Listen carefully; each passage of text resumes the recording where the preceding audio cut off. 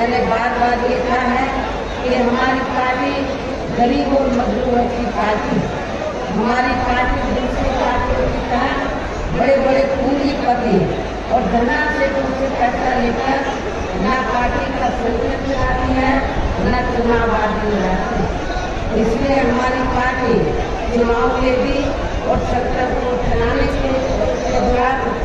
के लिए भी अपनी पार्टी के कार्यकर्ताओं से ही थोड़ा आर्थिक सहयोग लेकर तो संगठन को भी चलाती है, चुनाव आदि भी लगाती है। इसके साथ ही अब ऐसा लगता है कि कांग्रेस पार्टी की तरह ही बीजेपी ने भी केंद्र की तमाम सरकारी जांच एजेंसियों का ज्यादातर राजनीतिकरण कर दिया है।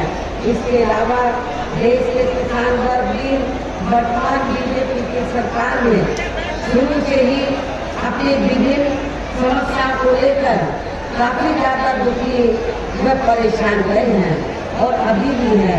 जबकि यूपी में 4 बार हमारी पार्टी के लिए सरकार ने इनके हितों का भी हर स्तर पर विशेष ध्यान रखा है।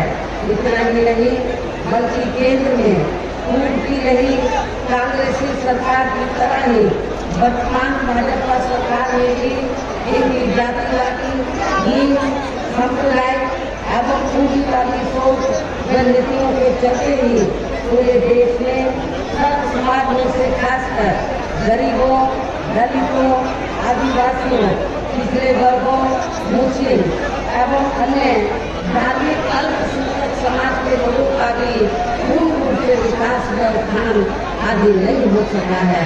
और इस संदर्भ में जैसे आप लोगों को ये मालूम है कि पूरे देश में यहाँ दलितों, आदिवासियों एवं अन्य पिछड़े वर्गों का सरकारी नौकरियों में वर्षों से अधूरा पड़ा आरक्षण का कोटा भी अभी तक पूरा नहीं भरा गया है। विशेषकर SC व ST वर्गों के सरकारी कर्मचारियों का पदोन्नति में आरक्षण भी अब काफी हद तक प्रभावहीन बना दिया गया है। और इस मामले में आप लोगों को ये मालूम है कि जब उत्तर प्रदेश में समाजवादी पार्टी की सरकार थी तो समाजवादी पार्टी की सरकार ने इन वर्गों के सरकारी कर्मचारियों का पदोन्नति में आरक्षण बिल्कुल खत्म कर दिया था।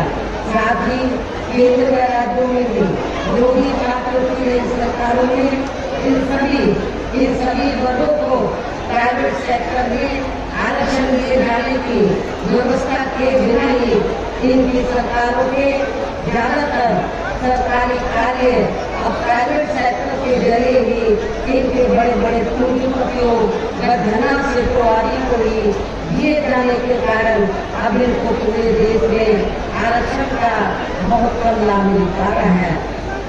इसी प्रकार इनका अन्य और मामलों में भी शोषण व उत्पीड़न आदि होना अभी तक भी बंद नहीं हुआ है। इसके साथ साथ मुस्लिम व अन्य धार्मिक अल्पसंख्यक समाज के लोगों की भी हालत हर स्तर पर या काफी ज्यादा खराब व दयनीय बनी हुई है।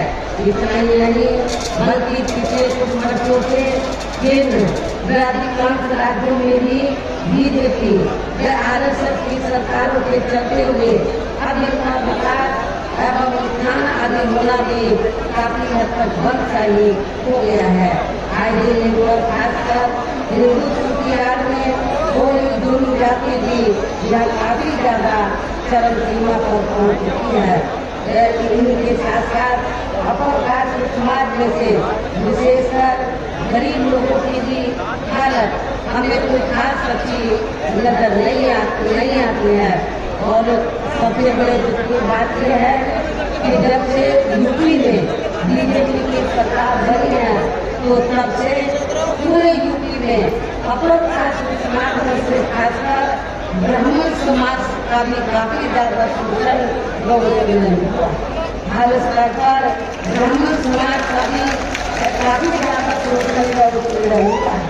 ये बात भी किसी से छिपी नहीं है। इनकी गलत कृषि नीतियों के कारण किसान वर्ग भी आए दिन आंदोलित ही रहता है।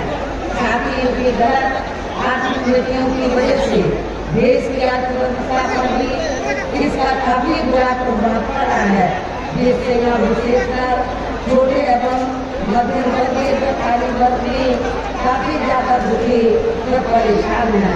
और केंद्र में खून की रही सरकार की प्रणाली वर्तमान भाजपा सरकार में भी यहाँ पूरे देश में गरीबी, बेरोजगारी एवं महंगाई आदि भी लगातार काफी ज्यादा बढ़ रही है। देश में हर स्तर पर खैरा भ्रष्टाचार भी अभी तक खत्म नहीं हुआ है। साथ ही अपने देश की सीमाएं भी अभी तक पूरे तौर से सुरक्षित नहीं है, ये भी बड़ी चिंता की बात है। ऐसे में अब आप लोगों को देश में हो रहे लोकसभा चुनाव में कांग्रेस, बीजेपी व इनकी सहयोगी साथियों को भी केंद्र की सत्ता में आने से जरूर रोकना है। जिनकी गलत नीतियों व गलत कार्य प्रणाली आदि को आप लोग काफी हद तक आजमा चुके हैं। ऐसी स्थिति में अभी विरोधी पार्टियां इस चुनाव में भी किस्म किस्म के साम, दाम, दंड आदि अनेकों हथकंडे इस्तेमाल करके केंद्र की सत्ता में आने की पूरी कोशिश में लगे हैं, जिनसे अपनी पार्टी के लोगों को हर स्तर पर काफी ज्यादा सावधान रहना है। और इस मामले में विरोधी पार्टियां अपने अपने पक्ष में हवा बनाने के लिए खासकर मीडिया, ओपिनियन पोल व सर्वे आदि का